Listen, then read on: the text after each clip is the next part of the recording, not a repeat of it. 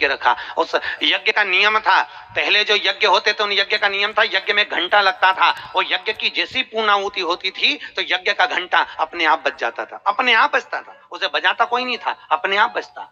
आज यज्ञ का घंटा नहीं बजा तो युधिष्ठिर ने पंडितों से पूछा, ब्राह्मणों आपने यज्ञ करवाया पर ये यज्ञ का घंटा नहीं बजा। ब्राह्मणों ने कहा हमने तो यज्ञ अच्छा करवाया पर घंटा क्यों नहीं बजा, समझ में नहीं आया।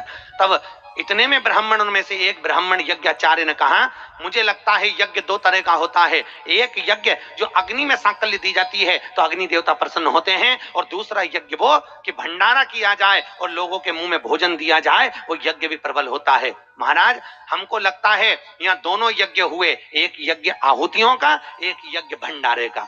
मुझे लगता है भंडारे में कोई भूखा रह गया है, कोई भूखा है। अब वो भूखे व्यक्ति को ढूंढो। पांडव गए और पांडव जाकर जरा पता करो कि भूखा कौन है अपने नगर में, यज्ञ का घंटा बजेगा। जाकर देखा तो एक कुटिया में एक संत बैठे हुए थे। बाबा आपने भोजन किया है? नहीं। आपने भोजन नहीं किया? नहीं। क्यों नहीं किया? मैं काहे को भोजन करूं, भंडारा हो रहा, चलो भोजन करो। नहीं नहीं मैं नहीं करता। भंडारे में भोजन नहीं करोगे? नहीं। क्यों नहीं करोगे? मैं उसके घर में भोजन करता हूं जो मेरे को 108 अश्वमेध यज्ञ का पुण्य देता है। पांडव मेरे को 108 अश्वमेध यज्ञ का पुण्य देते, मैं उनके भोजन कर लूंगा। अब पांडवों ने सोचा अपनी जिंदगी में पहला तो अश्वमेध यज्ञ कर रहा है और 108 अश्वमेध यज्ञ तो हमने कभी जिंदगी में नहीं करे, तो हम इसको पुण्य कहां से दे बाबा को। पांडव चले गए। द्रौपदी ने पूछा कोई मिला? हाँ एक संत मिला है पर 108 अश्वमेध यज्ञ का पुण्य मांग रहा है। द्रौपदी ने कहा चलो मैं लेके आती हूँ उस बाबा को। द्रौपदी गई, रथ लाया गया। द्रौपदी ने कहा रथ में बैठकर नहीं जाऊंगी, पैदल जाऊंगी। चप्पल लाई, द्रौपदी ने कहा नग्न पैर से जाऊंगी। नंगे पैर द्रौपदी उस संत के दरवाजे पर पहुंच गई।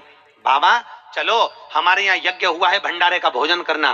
बाबा कहते हैं द्रौपदी तुझे मालूम नहीं, मुझे 108 अश्वमेध यज्ञ का पुण्य दे दे, मैं तेरे यहाँ भोजन कर लूंगा। द्रौपदी ने कहा लो बाबा संकल्प छोड़ती हूँ और 108 अश्वमेध यज्ञ का पुण्य तुमको देती हूँ।